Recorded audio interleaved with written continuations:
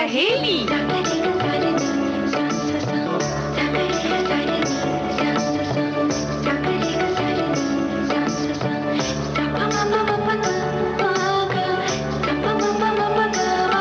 सखी सहेली।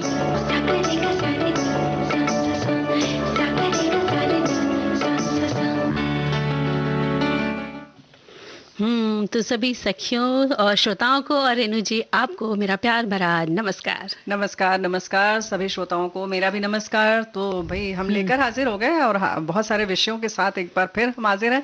3 बज गया, मुझे भी पता है कि आप भी इंतजार कर रहे होंगे और भाई हम भी बेसब्री से इंतजार करते हैं, है ना। और बड़े खास दिन है आज, जिसको कहना चाहिए हमारी रोजमर्रा की जिंदगी से जुड़े हुई बातें हैं। और वहीं हम आज बात करते हैं जब भारतीय क्रांतिकारी की बहनों की बात में। आज हम किनकी चर्चा करने वाले हैं? आज हम चर्चा करने वाले हैं क्रांतिकारी बीना दास जी के बारे में। और आज अंतर्राष्ट्रीय साक्षरता दिवस, और इसके साथ साथ हम लोग बात करेंगे मधुमक्खियों की है, उसके बारे में भी बात करेंगे कि उसमें भी चलेंगे, बिल्कुल चलेंगे। और आज दोस्तों आप सब जानते हैं कि आज दिन है धारावाहिक नेत्री हाजिर हैं डॉक्टर भारती पवार, सांसद दिंडोरी महाराष्ट्र से आप बातचीत सुनेंगे। चाइना एनसी कार्यक्रम लेकर हाजिर होंगी। और इसके साथ साथ आज विश्व भौतिक चिकित्सा दिवस है, वर्ल्ड फिजियोथेरेपिस्ट डे है, और इसके बारे में बात करेंगे। और क्योंकि साक्षरता हमारे लिए हम सभी के लिए, हम सभी बच्चे जो हैं, बड़े हैं चाहे बूढ़े हों, कोई भी हो, सभी के लिए शिक्षा का अपना अधिकार। तो कहते भी हैं कि घर में से ही शिक्षा शुरू हो जाती है। माँ जो होती है वो बच्चे की प्रथम गुरु हो। तो हम चाहते हैं कि सभी देश के सभी घर के बच्चे पढ़े लिखे और आगे बढ़े, है ना। भाई देखो ऐसा है ना, मंजरी ने कह दिया चाहते हैं तो बहुत सारे लोग चाहने लगेंगे जी। अगर आप कहेंगी तो वैसे भी चाहेंगे, है ना। सब लोग चाहते हैं यही। और हमारी एक जिम्मेदारी भी बनती है, ऐसा नहीं है कहना होता है, बल्कि अक्षरों का ज्ञान होना, साक्षरता जो है, निरक्षर रहना अपने आप में बहुत बड़ा आप है, कह सकते हैं, बड़ी तकलीफ की बात है। तो जाहिर है कि हम भी चाहते हैं कि कोई तकलीफ में ना रहे। तो सभी अकबरू हों, उनको जाने कि कौन से अक्षर क्या कहते हैं, उनकी क्या अपनी भाषा है। तो इसलिए पढ़ना लिखना और जो है हमसे जब हो जाता है तो एक तरह से हमारा विकास भी होता है और मानसिक रूप से हमारा कुछ खुलापन आता है, कुछ तब्दीलियां भी आती हैं। ऐसा नहीं कि हम सिर्फ पढ़ लें और डिग्री हासिल कर लें। तो सिर्फ डिग्री कहने के लिए नहीं होती, उनसे बहुत हमारे दिमाग खुलते हैं। बिल्कुल। और अगर हम शिक्षित हो जाते हैं, ज्ञान प्राप्त कर लेते हैं, तो हम बहुत सारी जो हमारी कठिनाइयां आती हैं उनको हम हल कर पाते हैं। बहुत सारे मुद्दे होते हैं हमारे जीवन में, और एक अच्छा जीवन भी बिता सकते हैं। और इसीलिए कहा जाता है कि भाई प्रत्येक व्यक्ति को शिक्षित होना बहुत जरूरी है। और तो आज का दिन मनाया जा रहा है ना, खास तौर से। और 17 नवंबर सन 1965 को 8 सितंबर को अंतर्राष्ट्रीय साक्षरता दिवस घोषित किया गया था, और तब से हम मना रहे हैं। लेकिन उसके घोषित हुआ 1965 में। तो जाहिर है कि जब सितंबर माह आया 1966 को, तो 1966 ये मनाया गया। और इसका उद्देश्य व्यक्तिगत रूप से, सामुदायिक और सामाजिक रूप से साक्षरता के महत्व पर प्रकाश डालना है। यानी कि सबको व्यक्तिगत तौर पर भी बताना, कोशिश करके कि समूह में बताया जाए लोगों को कि किस तरह से साक्षर होना कितना ज़रूरी है। और फिर वर्ष 2009 और 10 को संयुक्त राष्ट्र साक्षरता दशक घोषित किया गया।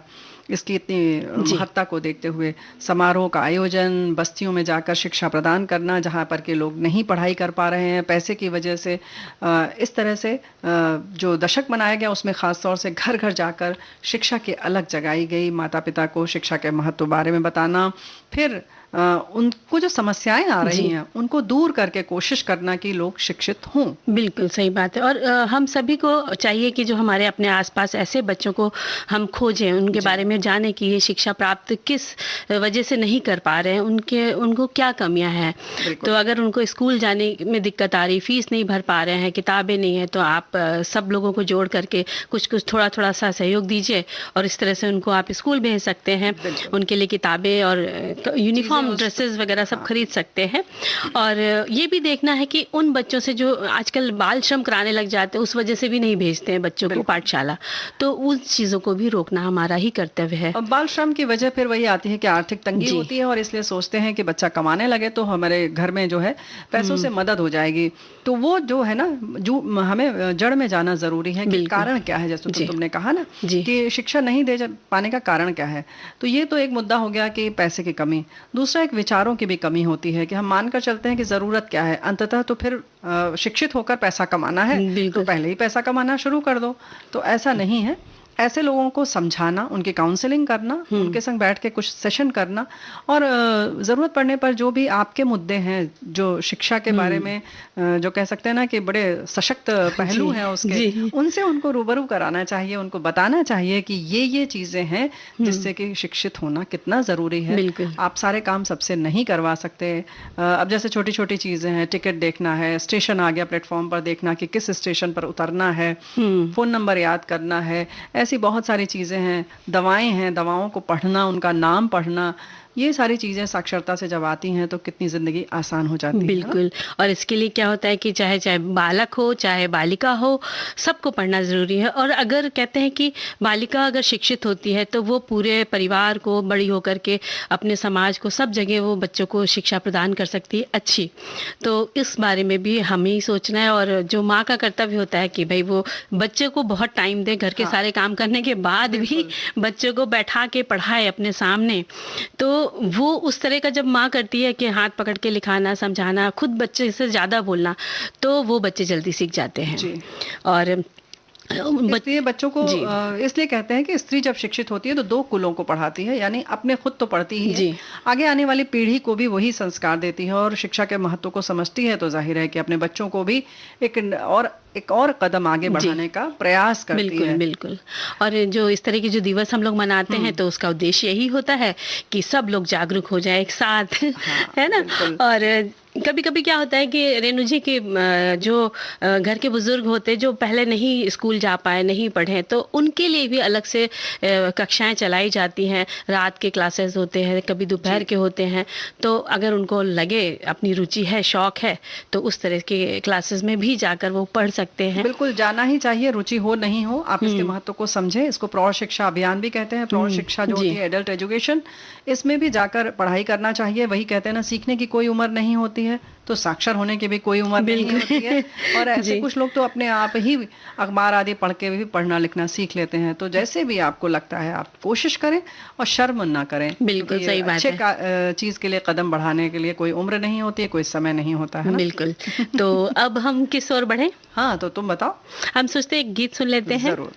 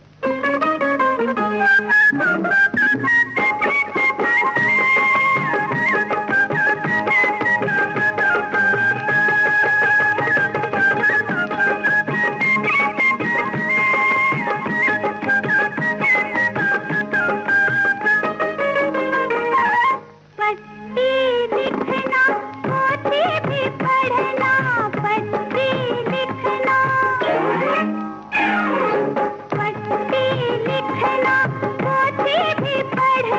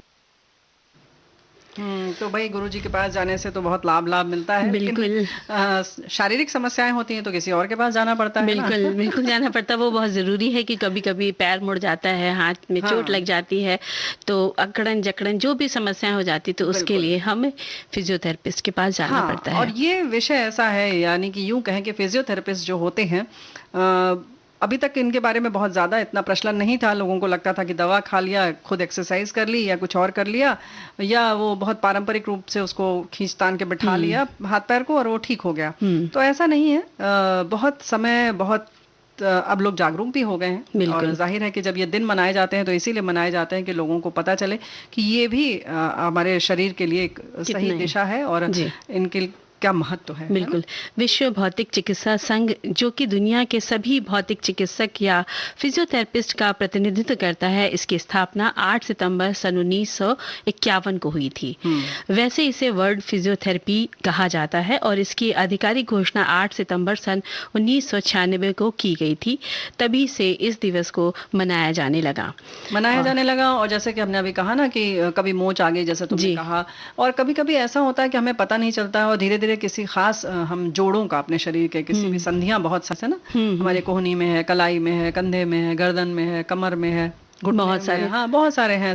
और सबके अलग-अलग तरीके हैं। कोई पूरा 360 डिग्री तो नहीं घूमते, कुछ कुछ घूम कुछ जाते हैं, घूम हाथ जाते पूरा हैं। घूमता है, कुछ जी। 180 डिग्री तक घूमते हैं, कुछ 45, कुछ 90, तो कुछ ऐसे-ऐसे हैं जो संधियाँ कभी बहुत दिनों तक काम नहीं होता है तो उसमें जकड़न सी आ जाती है, बिल्कुल। और अकड़ जाती हैं। जी, और जो फिजियोथेरेपिस्ट होते हैं, अगर आपको कहीं भी दर्द है तो हमने देखा है कि हमारा खुद का भी जी, अनुभव कि उंगलियों से ही उन्होंने दबाकर अंदाज, आपको इस जगह दर्द है, जी। इस जगह आपकी हड्डी टूटी है या नहीं टूटी है, वो बहुत जल्दी जल्दी उनका अनुभव जो होता है वो हमको बता देते हैं क्योंकि कि हमारे शरीर की पूरी जी, आंतरिक संरचना जो है वो पढ़ चुके होते हैं, तो उन्हें पता होता है। हर एक थेरेपी है, यानी कि जी, अपने आप में एक इलाज का एक तरीका है।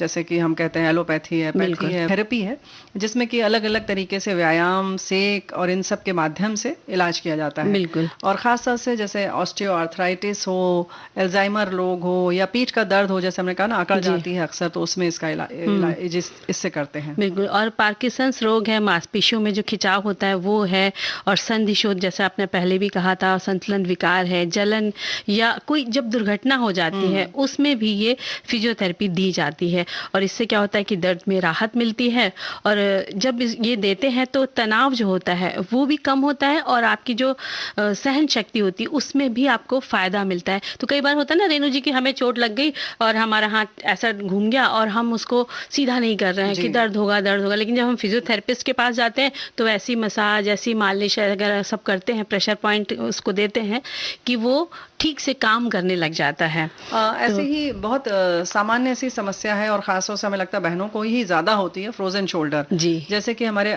कभी अक्सर हमारा हाथ पूरा नहीं उठता है। पहले तो पूरा उठना बंद होता है, फिर धीरे-धीरे आधा भी नहीं उठता है। बिल्कुल। हाथ पीछे नहीं ले जा पाते, कंघी नहीं कर पाते, चोटी नहीं बना सकते।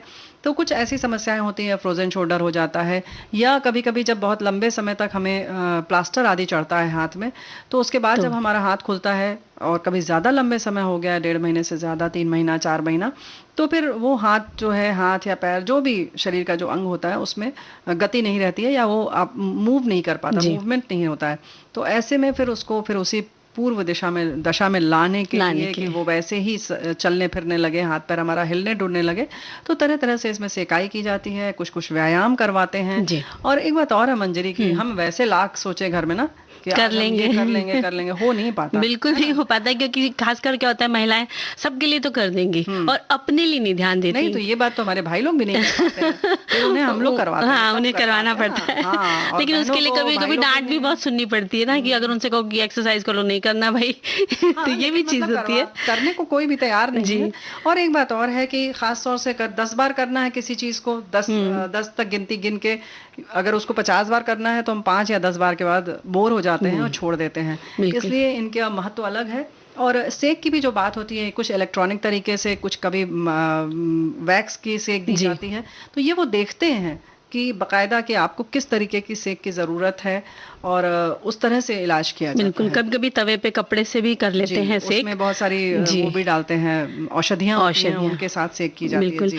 और रेणु जी, इस तरह से इस साल विश्व भौतिक चिकित्सा दिवस 2021 की जो थीम है वो रिहैबिलिटेशन और लॉन्ग्स कोविड-19 है। जी। संगठन ने महामारी के मुद्दों से निपटने के लिए पिछले साल इसे अपनाया गया था और इस थीम के साथ आगे बढ़ने का उन्होंने फैसला किया कि हम इसी थीम के साथ आगे बढ़ेंगे। और जो आज का कोरोना काल का जो चल रहा है, जिसमें संक्रमण फैला है, तो मरीजों के अंदर बहुत सी कमजोरियां आई हैं, सांस लेने में दिक्कत हुई है, हड्डियों और जोड़ों में दर्द हुआ है। तो इन सब परेशानियों में फिजियोथेरेपी कारगर साबित हुई है, बहुत फायदा हुआ है लोगों को।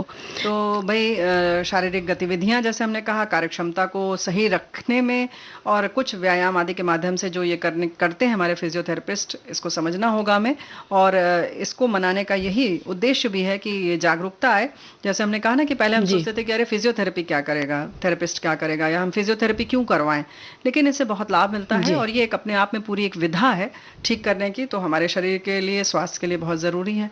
अब मुझे तो लगता है जिसको भी प्रॉब्लम हो जाए उस जगह पर उनका मतलब आपको परेशानी है तो आप एक बार उनको दिखाएं, अपना उपचार ले सकते हैं तो लीजिए। बताते हैं आपको कि हाँ, अब आप मतलब किसी के साथ जबरदस्ती तो है नहीं कि आप जाएं वहाँ पे, लेकिन जाके दिखाएं एक बार।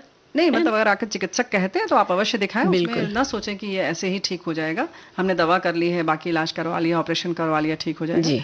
ये अपने आप में एक विधा है और अगर डॉक्टर आपका कहता है तो आपको ज़रूर उसका पालन करना चाहिए। लेकिन फिलहाल हमारा समय कहता है कि हम नेत्री धारावाहिक सुनवा दें। बिल्कुल। अपने घर से लेकर देश की तरक्की में महिलाओं ने हर तरह से अपना योगदान दिया है। इन सब चुनौतियों के बावजूद भी वह इसका डटकर सामना करती है और सफलता की बुलंदियों को छूती है। इन्हीं सब चुनौतियों से उभरकर राजनीति में अपनी पहचान बनाने वाली महिलाओं पर आधारित है हमारा कार्यक्रम नेत्री, महिला सांसद और उनकी कहानियां।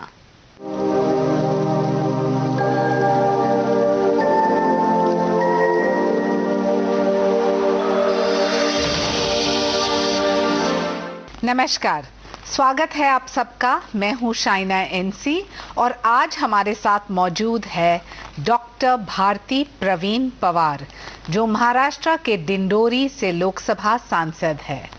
चर्चा शुरू करने से पहले उनकी जीवन की अब तक की सफर की एक झलक।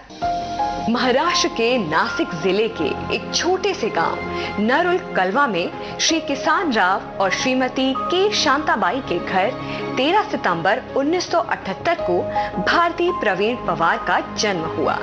भारती प्रवीण पवार ने अपनी MBBS की पढ़ाई NDMVP मेडिकल कॉलेज नासिक से पूरी की। आगे चलकर इनकी शादी अर्जुन प्रवीण पवार से 26 अप्रैल 2002 को हुई। डॉक्टर भारती प्रवीण पवार 2012 से 2019 तक जिला परिषद की सदस्य रहीं। 2019 लोकसभा चुनाव में डॉक्टर भारती प्रवीण पवार ने महाराष्ट्र की डिंडोरी सीट से जीत हासिल की। आइए उनसे सुनते हैं उनकी जीवन की कहानी, उनकी जुबानी।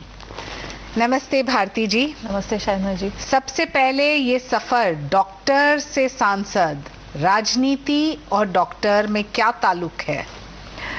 नहीं, शायद ये सवाल मुझे हमेशा पूछते हैं कि डॉक्टर से सांसद तक कैसे पहुंच गए। इसमें थोड़ा मुझे मेरी हिस्ट्री की, मेरे ससुर जी थे जो काफ़ी साल वो एक विधायक के रूप से काम करते रहे जी। वो 8 बार लगातार भी थे जी, और वो ट्राइबल मिनिस्टर भी थे। और एक नाता उन्होंने जो हमारे कंस्टिट्यूएंसी में किया है, कलवन करके हमारा जो तालुका है, वहाँ पे उन्होंने काफ़ी 40 साल तक काम करते रहे और ज़िले में एक सीनियर लीडर में उनका नाम लिया जाता है। बहुत सारा काम किया है। उनसे प्रेरित होके और उनकी इच्छा थी कि आपने थोड़ा काम शुरू करे, तो जिला पंचायत से मेरा जिला परिषद मेंबर के रूप में 7 साल आप जिला परिषद में रहे और फिर वहाँ से डायरेक्ट जंप करके लोकसभा में, और वहाँ आप डिंडोरी कंस्टिट्यूएंसी, जहाँ 2014 में आप हारे थे, वहीं 2019 में बीजेपी के टिकट पे जीत के आते हैं। जी, इसका श्रेय किसको देते हैं? जी, मैं ज़रूर ये बात कहना चाहूँगी कि जब जिला परिषद मेंबर, जेडपी मेंबर में जब मैं काम कर रही थी, तो ग्रामीण के पूरे गांव तक पहुंचना हो, वहाँ की समस्या का निराकरण करना हो, और वो जो मुझे काम करने का मौका मिला लगातार 7 साल, और उसके बाद मुझे जो भारतीय जनता पार्टी की तरफ से जब 2019 में मुझे एक मौका मिल गया, और आदरणीय नेतृत्व जिनका हम सभी एक प्रेरणा के रूप में देखते हैं, आदरणीय मोदी जी को, उनके नेतृत्व में ये इलेक्शन का एक मौका मिला, और आज सांसद के रूप में काम करते हैं तो बड़ा गर्व और बड़ा अभिमान महसूस करती हूँ कि आदरणीय मोदी जी के नेतृत्व में हम काम कर रहे हैं। तो क्या आपका मानना होगा कि जब आप मोदी जी के पार्टी में नहीं थे तो आप हारे 2014 में, 2019 में बीजेपी के टिकट पे आए तो फिर आप जीत के आए? जी ज़रूर, मैं तो वही कहूँगी कि 2014 में भी मैंने इलेक्शन को सामना किया मैंने, लेकिन जहाँ लोगों में एक नेतृत्व के रूप में मोदी जी की तरफ से जो लोगों की अपेक्षाएं थी और लोगों की अपेक्षाएं पूर्ति हो रही है, तो उसी का फिर 2019 में भी एक हमें देखने को मिला लोगों का रिएक्शन। तो मुझे लगा यही बात है कि आज हम। कौन से ऐसे योजनाएं हैं जो आपको लगता है कि सही मायने में आपके डिंडोरी क्षेत्र में और ग्रामीण क्षेत्र में, डिंडोरी में नासिक और जो आपके रूरल सेगमेंट्स हैं, उससे फ़ायदा कैसे हुआ है? क्योंकि हम जानते हैं कि आपके यहाँ प्याज हो या फिर ग्रेप्स हो, कृषि ज़्यादा मायने रखता है। जी शाइना जी, मेरा जो क्षेत्र है पूरा एग्रीकल्चर है, कृषि उपज वहाँ पे मेन आते हैं, और आते ही नहीं बल्कि हम दुनिया को एक्सपोर्ट भी करते हैं। तो गुड क्वालिटी का जो प्याज है, अंगूर है, मक्का है, ये सारा, और वेजिटेबल्स भी है, अनार है, तो ये सारा एक बड़ा पैमाने पे वहाँ पे कृषि उपज है जो हम एक्सपोर्ट भी करते हैं, अच्छा क्वालिटी का भी रहता है। और उससे जुड़े हुए जो भी पॉलिसी डिसीजन है, जो मैंने लगातार लास्ट 2 ईयर से अभी काम करते करते 2 साल में जो भी परेशानियाँ हुई है, तो उस टाइम में मैंने आके मिनिस्टर साहब से मिलके, आदरणीय पीयूष जी गोयल है, आदरणीय दानवे साहब जी है, आदरणीय तोमर जी है, तो उन्होंने जब भी है कुछ इशू आया है सामने कि जो किसानों के हित में काम करना है, तो उन्होंने वो तुरंत किया। क्या किसानों ने फार्म लॉज और फार्म बिल को समझा है? जी कुछ हद तक मेरे क्षेत्र से हो या नासिक ज़िले में हो या फिर महाराष्ट्र में हो, तो ये इस बिल को लेके पहले ही वहाँ पे कॉन्ट्रैक्ट फार्मिंग का गवर्नमेंट ने ये कर दिया था परमिशन, तो कॉन्ट्रैक्ट फार्मिंग ऐसे भी वहाँ पे चालू है। और जो भी आज विधायक जो भी आज लॉ बने हैं, तो आज के तौर पर वो किसानों को मंजूर भी है, उस हिसाब से वो काम चल भी रहा है। महाराष्ट्र में ऐसे कोई दिक्कत नहीं है, ना ही विरोध है, और खुश है कि अच्छे से लॉज। पहली बार सांसद बनी और इसके बावजूद आपको एक अवार्ड मिला जहां बेस्ट डेब्यूटेंट सांसद, इसके प्रति आपको गर्व होता है या लगता है कि ये लगन और मेहनत का फल है या भाग्य? जी नहीं, मुझे तो बहुत खुशी हुई जब मैंने सुना कि मुझे अवार्ड मिला, और नए एक सांसद के रूप में जब इतनी बड़ी जिम्मेवारी लेके हम यहाँ पे काम करते हैं और जब अवार्ड मिलता है, तो मुझे तो लगता है हर कोई महसूस खुशी करता है। लेकिन अवार्ड मिलने के बाद और एक जिम्मेवारी बढ़ती है कि नहीं, अभी तो अवार्ड मिला है तो अभी और ज़्यादा तेज दौड़ना पड़ेगा और काम करना पड़ेगा। मैं तो मेरे सभी क्षेत्र के लोगों को यही कहती हूँ कि जो भी है, जो भी करना है, तो मैं वो पूरी लगन से, पूरी मेहनत से करूँगी। भारती जी, हमने देखा है कि जहाँ भी महिला सांसद जीती है तो 2 लाख, 3 लाख, 5 लाख वोट से जीत के आती है, तो ये कहना संभव या सही होगा कि महिला जहां जीतती है वहां मार्जिन और समर्थन महिला ही देती है? जी ज़रूर, ये बात भी ज़रूर ये महत्वपूर्ण है। और मुझे खुशी है कि इस बार भी 2019 में जो महिला सांसद चुन के आई है, तो वो सबसे ज़्यादा महिला सांसद चुन के आई है। तो मुझे लगता है ये अपने आप में एक रिकॉर्ड है कि लोगों ने अभी जो विश्वास है कि महिला अच्छे से काम कर रही है, महिला एक लगन से काम कर रही है, समझ रही है, उनके सवाल उठा के वो खुद काम कर रही है, लड़ रही है, झगड़ रही है। तो मुझे लगता है कि ये एक समाज का जो परिवर्तन है कि जैसे महिलाओं को पुराने टाइम में थोड़ा कुछ ये था, लिमिटेशन था, लेकिन आज वो महिलाएं खुल के आ रही है। अभी पंचायत से लेके मैं काम करती हूँ, तो पंचायत हो, विधायक हो या फिर सांसद में हो, तो एक महिला लोक प्रतिनिधि के रूप में बहुत अच्छा काम कर रही है। भारती पवार के पीछे सपोर्ट सिस्टम कौन है? जी जरूर, ये तो मेरी फैमिली का महत्वपूर्ण तो रोल है, क्योंकि हमने ये देखा है कि जहाँ भी महिला आगे आती है राजनीति में, परिवार से कोई राजनीति में है या फिर परिवार में किसी का सपोर्ट रहता है? मेरे बारे में तो ऐसा हुआ कि मैं एज अ डॉक्टर जब मेरी शादी हुई तो उसके बाद भी मेरे पति श्री प्रवीण जी पवार, उन्होंने हमेशा मुझे प्रोत्साहन दिया है कि आगे की पढ़ाई भी करो। तो मेरा एमडी का भी एडमिशन करवाया मेरे ससुर जी ने, मेरे हस्बैंड ने। तो उनका कहना था कि आप पढ़िए। जी मैंने प्रैक्टिस थोड़ा एज अ रेसिडेंसशिप चल रही थी तो उसमें किया, और आगे पढ़ ही रही थी मैं। और उसके बाद मुझे मौका मिला तो मैं ज़िला परिषद में आ गई। तो मेरे पति का और मेरे ससुर जी का बहुत महत्वपूर्ण रोल है मेरे पीछे। और आज मेरी माताजी हो या सासू माँ हो, ये सब भी मुझे बहुत हेल्प करते हैं हमेशा। आपके कितने बच्चे हैं भारती जी? मतलब छोटा मेरा बेटा है तो वो 6 महीने का ही था जब मेरे पहले इलेक्शंस लगे। तो उसको तो पता ही है कि ये लगातार आना जाना चलता रहता है। और बेटी का भी अभी स्कूल तो 10th में है, तो मैं शायद उनको कम टाइम देती हूँ, लेकिन उनको समझता है कि नहीं अभी काम बढ़ गया है और ज़्यादा ये करना पड़ता है। और लेकिन अच्छा भी लगता है कि कभी कभी वो भी हेल्प करते हैं। 2 साल पहले ही वो पूछ रहे थे कि आप लोग वीसी पे क्यों नहीं करते हो मीटिंग्स, और देखो कोरोना में हमने वीसी भी सीख लिया। तो आज की जनरेशन काफ़ी फास्ट है, और जनरेशन आज की जो बच्चे हैं तो वो बहुत आगे जाके सोचते हैं। तो मुझे लगता है उनसे भी मैं बहुत सीखती हूँ और इंस्पिरेशन उनसे भी मिलता है। लेकिन भारती जी कहीं ना कहीं थोड़ा गिल्ट, अफसोस कि एक माँ जो एक डॉक्टर है और अभी राजनीति में आई है, और ज़्यादातर आपको आपके क्षेत्र में प्रवास करना है, ग्रामीण क्षेत्र है, कृषि क्षेत्र है, इतना सारा लोड बोझा, तो कैसे संभालते हैं? नहीं, ऐसे गिल्ट तो नहीं कभी हुआ, क्योंकि परिवार ने हमेशा ही साथ दिया है। और जब मैं क्षेत्र में रहती हूँ और मुझे लगता है कि आज मैं शायद कम टाइम दे रही हूँ, तो मैं अगर पास जाना हो तो बच्चों को कभी कभी साथ भी लेके जाती हूँ।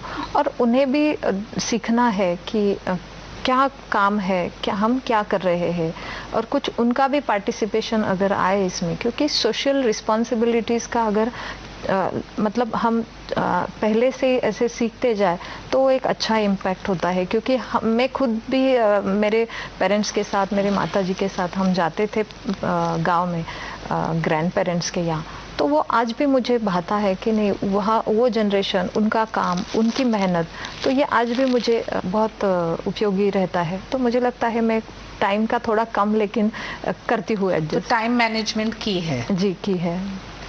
तो आप क्या समझते हैं कि आप जैसे महिला जो शिक्षित हैं, सुरक्षित हैं, आत्मनिर्भर है, एक तरफ आपको सही मायने में राजनीति में आने की ज़रूरत नहीं थी, तो आपका ये जो स्विच है वो समाज सेवा के लिए है, सत्ता के लिए है, या क्या है आपके मन में? जी सत्ता के लिए तो बिल्कुल ही नहीं, क्योंकि जिस कंस्टिट्यूंसी में से मैं आती हूँ तो मेरी एक ट्राइबल कंस्टिट्यूंसी है डिंडोरी, और वहाँ के चैलेंजेस बहुत सारे हैं। जैसे कि मैंने कहा कि मैंने जिला परिषद में काम करते हुए खुद देखा है कि कितने प्रॉब्लम्स है, महिलाओं के स्वास्थ्य के बारे में है, माल न्यूट्रिशन है, पानी पीने का सुरक्षित पानी मिलना हो, तो ये सारी बातें हेल्थ कमेटी में हो या फिर स्टैंडिंग कमेटी में मैंने काम किया जो 7 साल।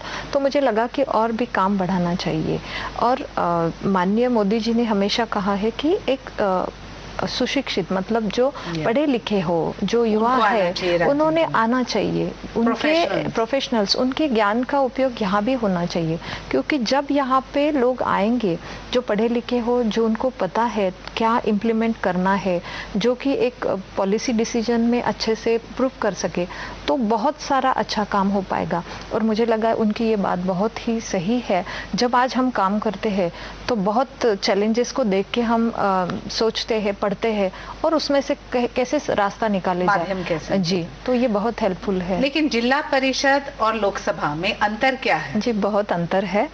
जिला परिषद एक लिमिटेड, मेरे 13 ही गांव थे मानो, और आज मैं सांसद के रूप में 1300 गांव है, तो एक एरिया का बड़ा कितने किलोमीटर का रेडियस है दिंडोरी? मेरा एरिया वैसे तो एक जो बाउंड्री है उसमें से दूसरी बाउंड्री तक अराउंड 350 किलोमीटर्स का है।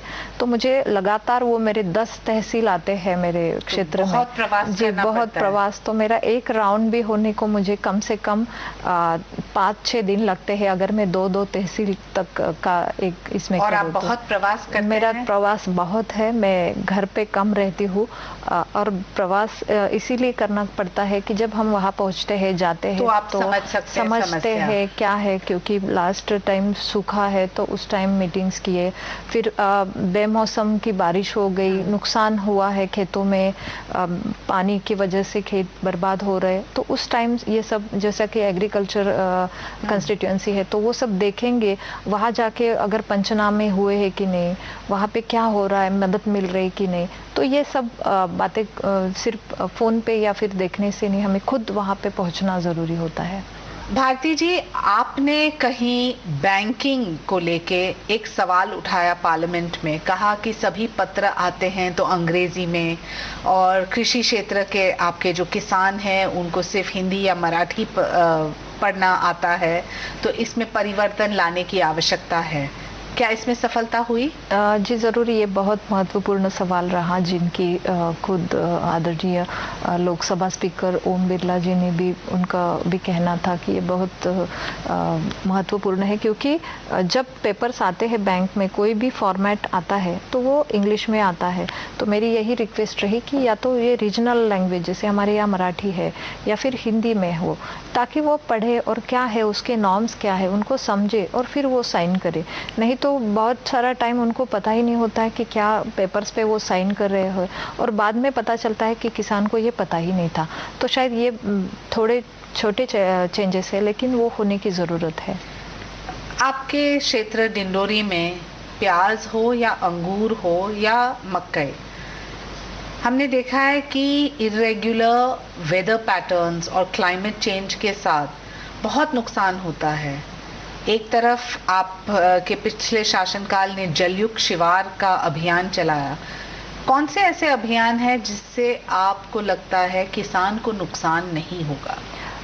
ये तो सही है कि लगातार एक क्लाइमेटिक कंडीशंस को हम सामना करते हुए किसान कृषि उपज बढ़ाने की कोशिश कर रहे हैं। उसमें प्याज में भी भारी मात्रा में लास्ट ईयर नुकसान हुआ। अंगूर का तो ऐसा हुआ कि लास्ट टाइम हार्वेस्टिंग आ गया और कोरोना का लॉकडाउन शुरू हो गया, उसी टाइम भी थोड़े से वहाँ पे प्रॉब्लम्स हो गए। और आज भी हम क्षेत्र में घूमते हैं तो आज भी वहाँ पे कुछ ऐसी स्थितियाँ हैं। लेकिन इसमें जो है सेंट्रल गवर्नमेंट की तरफ से लगातार 5 साल के लिए एक इंसेंटिव जो सब्सिडी रहती है एक्सपोर्ट के लिए, वो दी गई थी।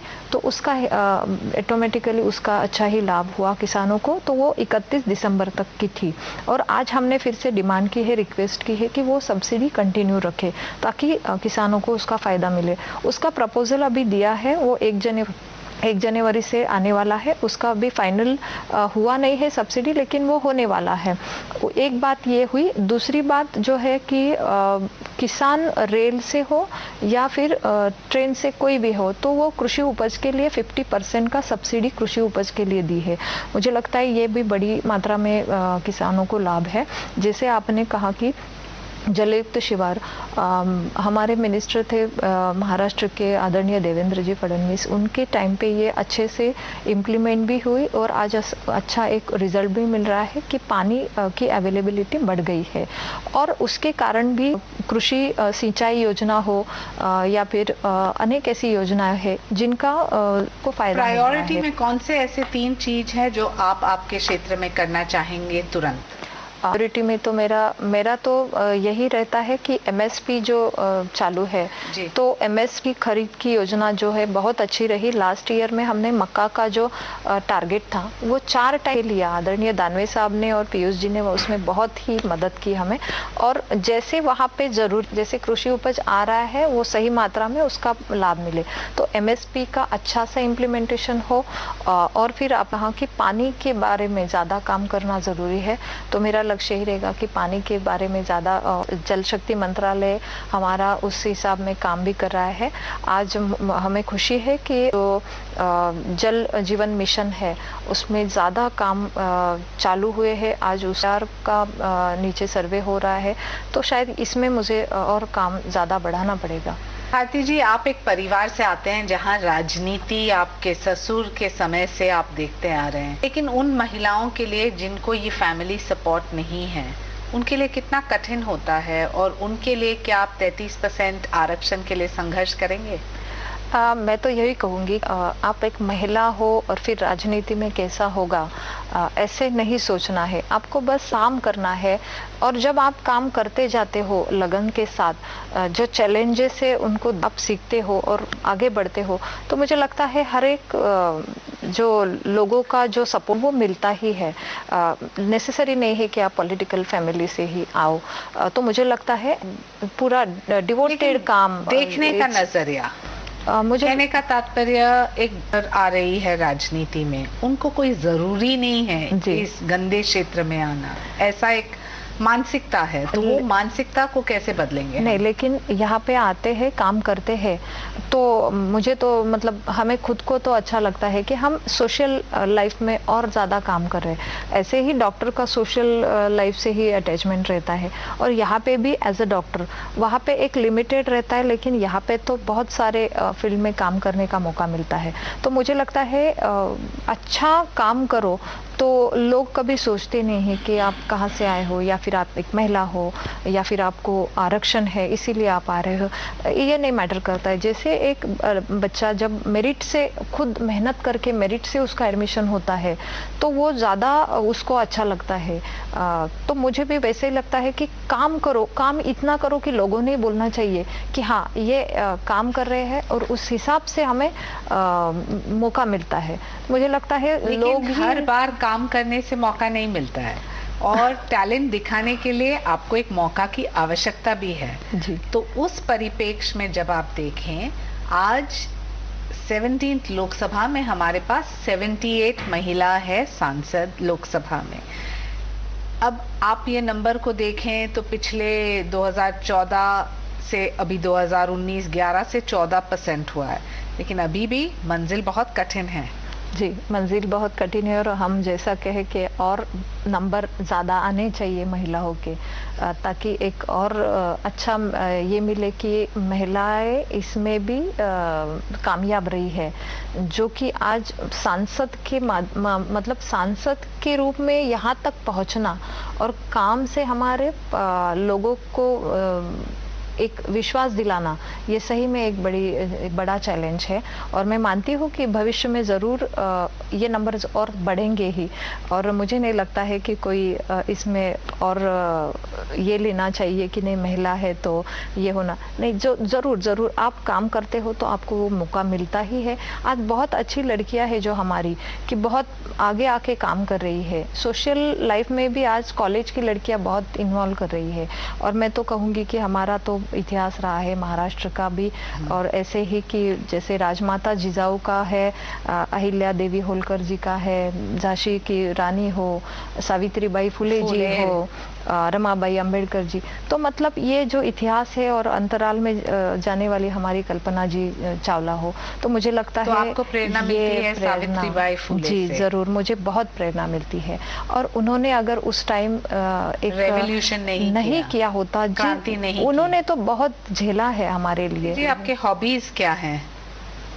हॉबीज वैसे तो अभी ज्यादा कुछ टाइम तो नहीं मिलता है, लेकिन जब समय कॉलेज के टाइम में तो एज अ डॉक्टर तो पढ़ाई थी, लेकिन रीडिंग का ये था मुझे पहले। म्यूजिक सुनना अच्छा लगता है, और ट्रैवलिंग। अच्छा, स्वाभाविक रूप से एक महिला नेत्री जो है इंट्रिंसिकली वो ज्यादा मेहनती है, कॉन्शियंशियस है कि आपने मुझे कुछ काम दिया तो मुझे करके खत्म करना है, सिंसियर करना है।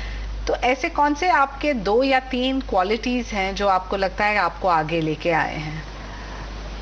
शायद मुझे लगता है कि जैसे कि मेरे ससुर जी थे कि बहुत काम करो, बस उनका यही था कि आप लोगों तक पहुंचो और उनका सुनो और काम करो उस हिसाब से। तो मुझे लगता है एक sincerity and hard work and the time management is most important. मैं कहूँगी कि आगे आना ये नहीं, लेकिन लाइफ को हर एक को जिस आज जो भी फेस करते हैं आज की पीढ़ी हो, तो उनको ये सब करना ज़रूरी भी है। खास तौर से डिंडोरी से आपको उनके लिए क्या संदेश हैं, युवाओं के लिए, महिलाओं के लिए और आपके क्षेत्र के सभी वोटर्स के लिए? मुझे तो पहली बार तो मैं धन्यवाद कहूँगी कि उनके आशीर्वाद से मैं जीत के आई हूँ, यहाँ तक पहुँची हूँ 2 लाख वोट से। जी, और जो अपेक्षाएं उन्होंने रखी है, जो विश्वास दिलाया है, तो ज़रूर मैं मेरे पूरे कार्यकाल में तो बहुत काम मेहनत करने वाली हूँ। और एक बेटी की तरह मुझे, एक बहन की तरह मुझे उन्होंने हमेशा प्यार दिया है। बहुत बहुत अच्छा लगता है जब क्षेत्र में घूमती हूँ तो सब ऐसे जैसे कि मैं एक बेटी हूँ, एक बहन हूँ, तो एक अलग सा नाता, एक अलग सा हमारे क्षेत्र के लोगों से मैं जुड़ गई हूँ। तो मुझे लगता है ये शायद राजनीति, अपार्ट फ्रॉम राजनीति, मुझे ये एक मेरा सौभाग्य है कि मुझे इतना अच्छा लोगों का एक समर्थन और समर्थन मिल रहा है। तो मुझे लगता है ये बहुत ज़रूरी होता है एक महिला के लिए कि मेरे पीछे मेरे परिवार तो है, लेकिन ये सब समाज भी है कि मैं आज काम कर रही हूँ तो मुझे सपोर्ट करे। और अच्छा लगता है जब ऐसे समर्थन मिलता है तो और ऊर्जा मिलती है, और उसी ऊर्जा से हम बहुत बहुत काम करते हैं। तो ये थी आपकी महिला सांसद डॉक्टर भारती प्रवीण पवार, जिनकी कहानी आज महिलाओं के लिए एक प्रेरणा है। आज के शो में बस इतना ही। अगले हफ्ते फिर मिलेंगे एक और महिला सांसद से और जानेंगे उनकी संघर्षों की कहानी। मुझे अनुमति दे। नमस्कार।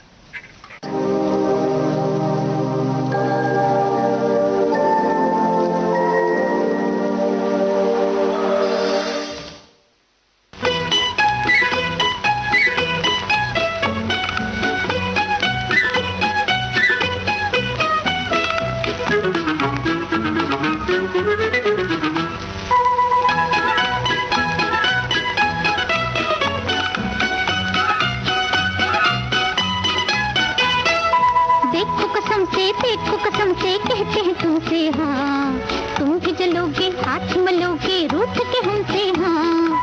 देखो कसम से कहते हैं तुमसे हाँ, तुम भी जलोगे हाथ मलोगे रूठ के हमसे हाँ।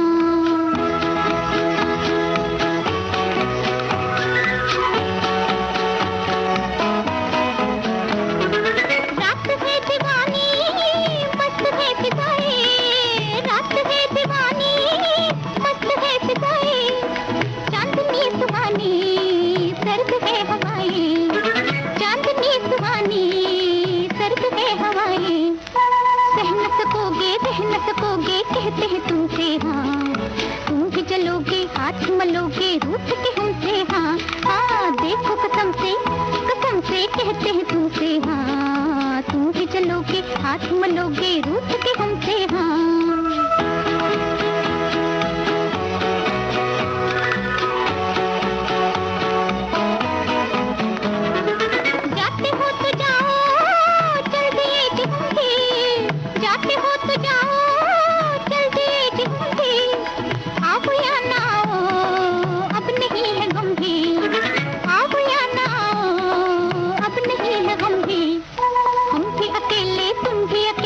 कहते हैं तुमसे हाँ, तुम भी जलोगे हाथ मलोगे रूठ के हमसे हाँ, हाँ देखो कसम से कहते हैं तुमसे हाँ, तुम भी जलोगे हाथ मलोगे रूठ के हमसे हाँ।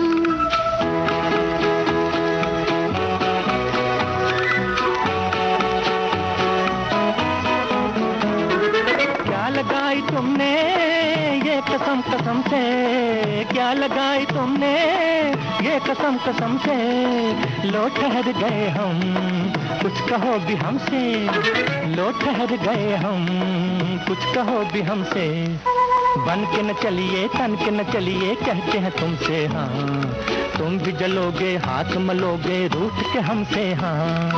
देखो कसम से कहते हैं तुमसे हाँ, तुम भी जलोगे हाथ मलोगे रूठ के हमसे हाँ। हाय देखो कसम से कहते हैं तुमसे हाँ, तुम भी जलोगे हाथ मलोगे रूठ के हमसे हाँ।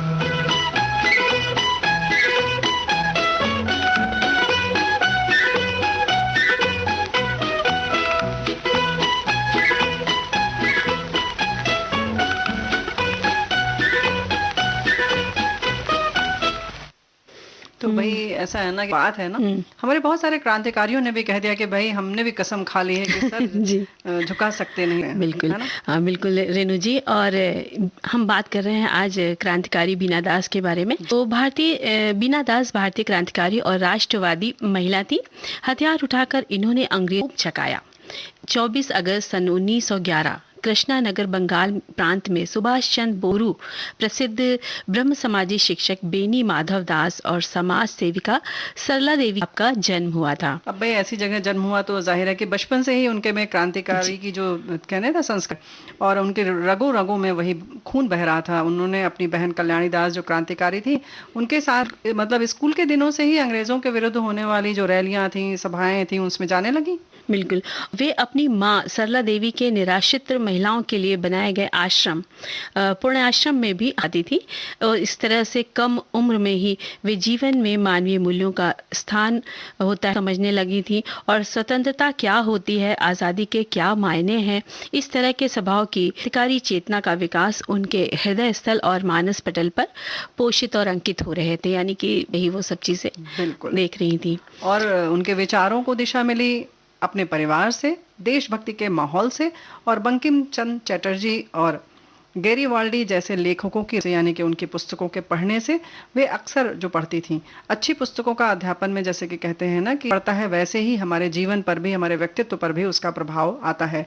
बीना जी की माँ सामाजिक कार्यकर्ता, जाहिर है उसका भी पूरी तरह से असर उनके ऊपर आया। बीना दास की हायर सेकेंडरी की पढ़ाई सेंट जॉन डॉसल्स स्कूल से हुई। वे कोलकाता में महिलाओं के संचालित अर्ध क्रांतिकारी संगठन की छात्र सदस्य थी। इसके लिए उन्हें 9 वर्षों के लिए सख्त कारावास की सजा भी मिल गई थी। और छान के दौरान साइमन कमीशन के बहिष्कार के लिए कुछ महिला जो छात्राएं थीं उनके साथ कॉलेज के दरवाजे पर धरना देकर उनके राजनीतिक जीवन की शुरुआत इस तरह से हुई। युगांतर क्रांति गठन के साथ मिलकर दीक्षांत समारोह में डिग्री लेने के दौरान बंगाल के गवर्नर स्टैनली जैक्स अपनी गोली से निशाना बनाने का उन्होंने निश्चय ले लिया। इस संगठन में उन्होंने लाठी, तलवार और गना भी सीख लिया। भाई बात 6 फरवरी सन 1932 के दीक्षांत है, जब गवर्नर स्टैनली जैक्सन ने भाषण देना शुरू किया। तब सीट से वे उठी और गवर्नर ने आकर गोलियां चलानी शुरू कर दी। बस निशाना जरा चूक गया, गोली कान के पास के गुजर गई। गवर्नर झट से मंच पर लेट गया अपने बचाव में। इतने में लेफ्टिनेंट कर्नल सुहरावर्दी ने दौड़कर बीना का गला एक हाथ से दबा लिया, दूसरे हाथ से पिस्तौल वाली एक कलाई पकड़कर सीनेट हॉल की छत की तरफ कर दी। फिर भी बीना दास गोलियां चलाती रही, लेकिन 5 गोलियां चूक गईं। उन्होंने पिस्तौल फेंक दी। मात्र 21 वर्ष की आयु में उन्होंने ऐसा साहस भरा कदम उठाया। बिल्कुल, वाकई बहुत मुश्किल काम था, लेकिन बाद में उन्हें पकड़ लिया गया, मुकदमा चला और उन्हें 9 वर्ष की सजा हो गई। जेल में उन्हें बहुत सारी यातनाएं मिली थीं, फिर भी उन्होंने साथियों का नाम नहीं बताया।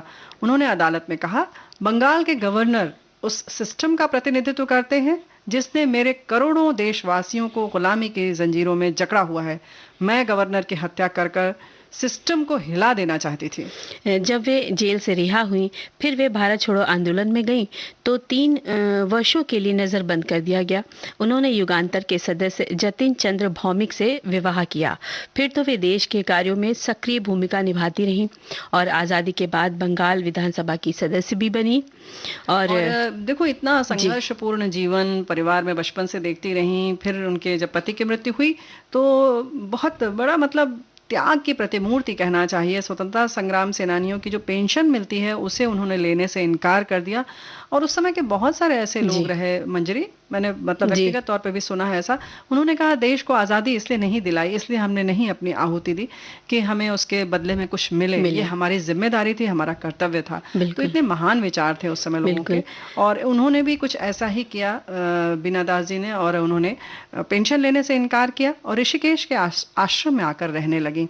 और फिर ऐसा नहीं कि वहाँ शांत रहीं, शिक्षिका के तौर पर उन्होंने अपना गुजारा किया, शिक्षा का प्रचार प्रसार करती रहीं और अपने साथियों के साथ पहले भूख हड़ताल करके उन्होंने अपने दर्द सहने की जो क्षमता है ना वो जांचती रहती थी। और ऐसा नहीं है, और भी कुछ मज़ेदार किस्से हैं, जैसे कि कभी जहरीली चींटियों के बिल पे अपना पैर रख देती, तो कभी उंगलियों को अपने आग की लौ पे लगा देती और देखती थी कि हम कितना सह सकते हैं।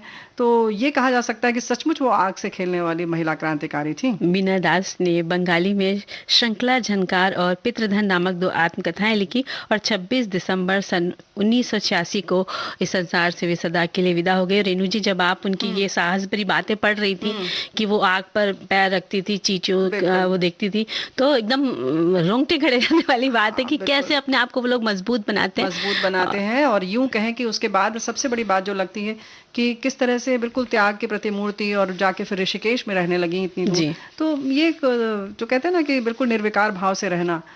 और हम लोग कुछ और भी कुछ बताने वाले हैं, लेकिन उससे पहले सोचते हैं मंजरी एक गीत सुन लेते हैं।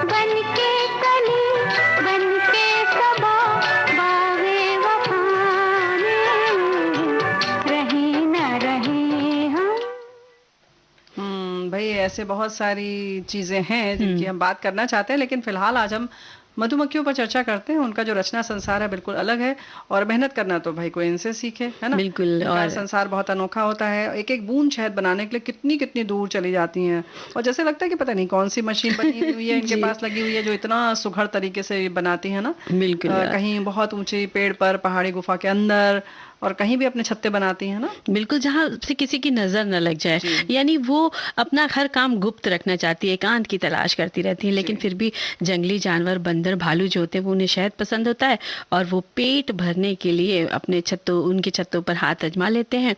और जब धीरे धीरे पेड़ कम होने लगे तो छत्तों की जो संख्या थी वो भी कम हो गई, छत्तों की संख्या। लेकिन मधुमक्खियों के शहद पाने के लिए इनका बाकायदा पालन भी बड़े पैमाने पर किया जाता है, क्योंकि मधुमक्खी जो वो है कीट वर्ग की प्राणी है, और ये संघ बनाकर रहती है। इनसे, इस व्यवहार से हम एकता का महत्व भी सीख सकते हैं। बिल्कुल, है ना। यहाँ पर एक रानी मक्खी होती है, कई 100 नर और कई श्रमिक होते हैं। छत्ते बनाकर उसी के आसपास मंडराती हैं। इनके छत्ते से शहद के साथ मोम भी मिलता है। शहद जिसे खाकर जाहिर है कि हमें ऊर्जा मिलती है, मोम रोशनी से घर रोशन करता है। इतनी मेहनत का सबसे ज्यादा फायदा मानव ही उठाता है, लेकिन ये इसकी परवाह नहीं करती, बस दिन रात मेहनत करती हैं, सब कुछ न्यौछावर करती हैं। तो सीख तो बहुत कुछ मिलती है, लेकिन कोई इनके छत्ते को छेड़ देता है तो उनका बुरा हाल करती हैं। यानी दुश्मन का मुकाबला, चाहे इंसान हो या जानवर, बदला ले ही लेते हैं। लेकिन हमारे एक साथी ने बहुत अच्छा लिखा है कि ये परिश्रमी छोटे जीव हमारे पारिस्थितिक तंत्र का महत्वपूर्ण हिस्सा है। वैज्ञानिक मानते हैं कि हमारे भोजन का हर तीसरा हिस्सा मधुमक्खियों के प्रयासों का ही नतीजा है।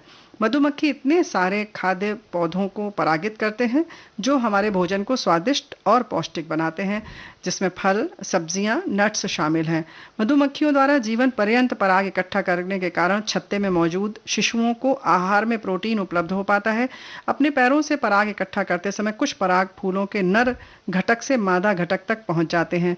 इस प्रक्रिया से मादा फूलों में निषेचन होता है और पौधे अगली पीढ़ी के लिए बीज बनाने की प्रक्रिया शुरू कर देते हैं। कितनी अच्छी सी जानकारी इन्होंने लिखकर भेजा दी, आपको बहुत बहुत धन्यवाद। और इनके वंश एपिस में 7 जातियां और 44 उपजातियां होती हैं। खास बात यह है कि मधुमक्खी नृत्य के माध्यम से अपने परिवार के सदस्यों को पहचान लेती है, और उनके जो परिवार में और दूसरे परिवार में कोई भी नृत्य करता आया तो वो उसे भगाकर ही दम लेती है। और इन्हीं में भुनगा या डंभर मक्खी सबसे आकार में छोटी और सबसे कम शहद बनाने वाली होती है, और ये परागकण के मामले में अपना योगदान देती हैं। इनका शहद का स्वाद कुछ खट्टा होता है। आयुर्वेद में इसका शहद सर्वोत्तम माना जाता है, क्योंकि ये जड़ी बूटियों के नन्हे से शहद इकट्ठा करती है जहां अन्य मधुमक्खियां नहीं पहुंच पाती हैं। यानी कि सबका काम बटा हुआ है। और वैसे ही नाम भी कहीं कहीं अलग अलग हमारे जो प्रदेश है उसमें बोला जाता है, कहीं भंवर, कहीं भौरे, कहीं सारंग बोला जाता है। और ऐसे ही जानकारी मिली है कि राजस्थान में मोम माखी कहते हैं, तो जाहिर है कि मोम बनाने वाली। वैसे भी जो इसका पालन होता है उसे मौन पालन कहते हैं। ये ऊंचे वृक्ष, मकान, चट्टान, विशाल छत्ते बनाती हैं, ये तो सभी को पता है। छत्ता करीब 1.5 से पौने 2 मीटर तक चौड़ा होता है, बार का होता है, और शहद भी बहुत एकत्र करती हैं। छत्ते से एक बार में 30 से 40 किलोग्राम तक शहद है। ये बहुत खतरनाक होती हैं, छेड़े जाने पर दूर दूर तक पीछा करती हैं, इसलिए इन्हें पाला नहीं जाता है, फूलों में ज्यादा रहती हैं। और पुतिंगा या छोटी मधुमक्खी ये भी खुले स्थानों में एक छत्ता बनाती है। डालियों पर छोटा सा लगता है, 20 सेंटीमीटर लंबा वह उतना ही चौड़ा होता है, और करीब 250 ग्राम या 500 ग्राम तक वो शहद उसमें से मिलता है। इसी तरह खैरा या भारतीय मौन मधुमक्खी ये भी ग्रामीण इलाकों में पाई जाती है। इन्हें सतकुचवा कहते हैं, क्योंकि ये दीवारों और पेड़ों की खोखल में एक के बाद एक करीब 7 समानांतर छत्ते बनाती हैं। इसमें एक बार में 1-2 किलोग्राम शहद निकलता है। इन्हें पेटियों में भी पाला जा सकता है, और साल भर में करीब अच्छी खासी मात्रा से में इनका शहद मिल जाता है जो हम मौन पालन करते हैं ना। एक साथ रहने वाली सभी मधुमक्खियां एक मौन वंश कहलाती हैं। एक मौन वंश में 3 तरह की मधुमक्खियां होती हैं, रानी, नर और कमेरी मक्खी, यानी मजदूर मक्खी जो होती है। इनमें हजारों की संख्या होती है। रानी मक्खी केवल एक ही होती है। तो यदि वास्तव में पूर्ण विकसित मादा होती है, रानी मक्खी के फल अंडे देने का काम करते हैं। ये आकार में बड़ी चमकीली होती है और झुंड में बहुत आसानी से पहचानी जा सकती है। लेकिन भाई कार्यक्रम समाप्त हो रहा है और समय समाप्त हो चुका है, तो रेणु चतुर्वेदी और मंजी वर्मा का नमस्कार।